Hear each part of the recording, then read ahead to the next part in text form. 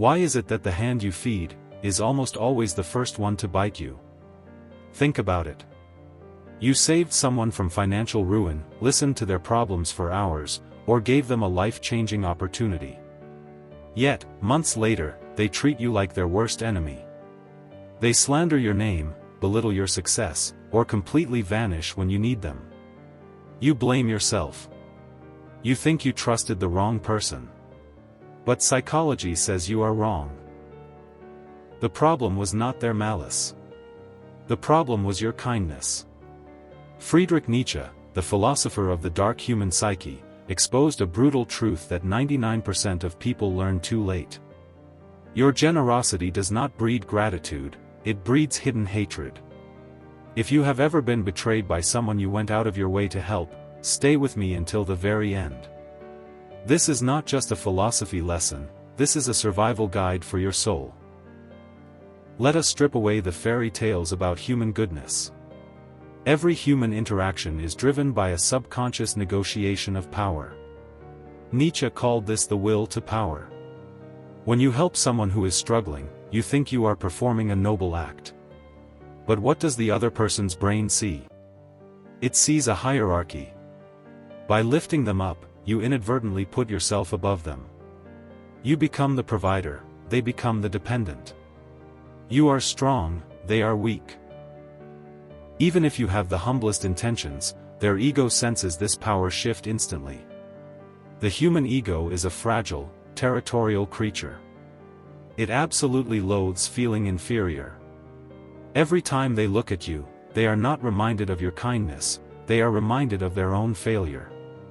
And humans will destroy a relationship before they allow their ego to feel small. Imagine someone gives you a loan of $10,000, and you have no way to pay it back. Every time you see that lender, you feel a heavy weight in your chest. You start avoiding them. Eventually, you start resenting them, just for existing. The exact same thing happens with emotional and psychological help. When you solve someone's problems, you hand them an invisible bill of emotional debt. At first, they pay you in smiles and thank yous. But as weeks turn into months, the debt remains unpaid. They realize they can never match your stability, your wisdom, or your strength. Since they cannot repay the debt, their mind plays a wicked psychological trick to wipe the slate clean. They turn you into the villain. If they can convince themselves, and others, that you are arrogant, controlling, or manipulative, their debt disappears. They do not owe a villain anything. Nietzsche introduced a powerful concept called ressentiment. A deep-seated resentment that weak individuals develop toward those who are stronger or more successful. When you help someone, your stability acts as a mirror reflecting their chaos.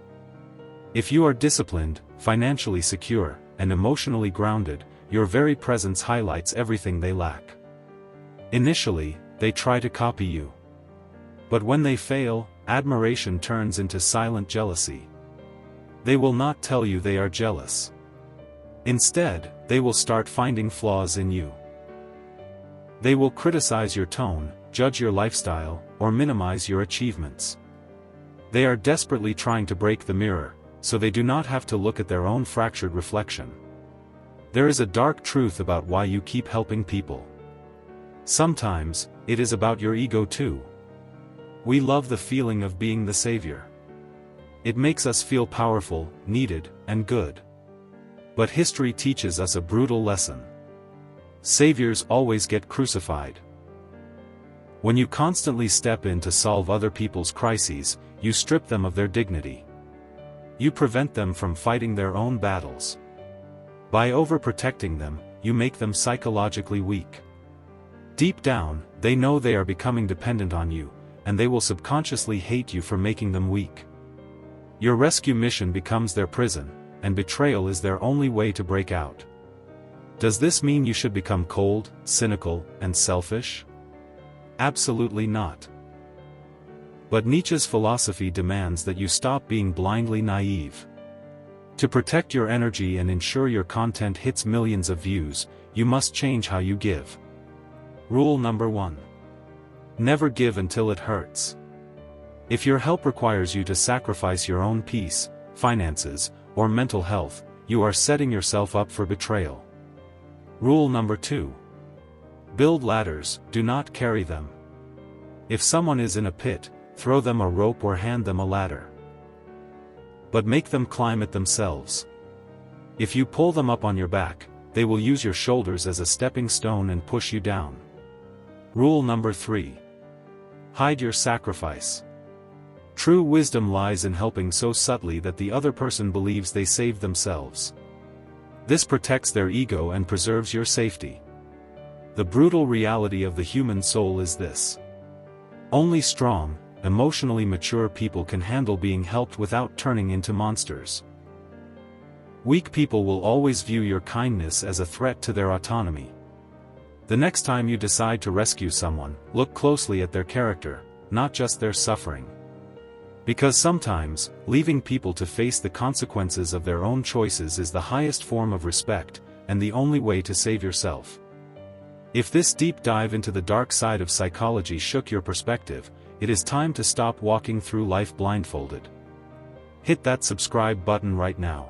We explore the hidden power dynamics, human manipulation, and the raw philosophy of Friedrich Nietzsche that they do not want you to learn. Understand the game, or become a pawn. The choice is yours. See you in the next video.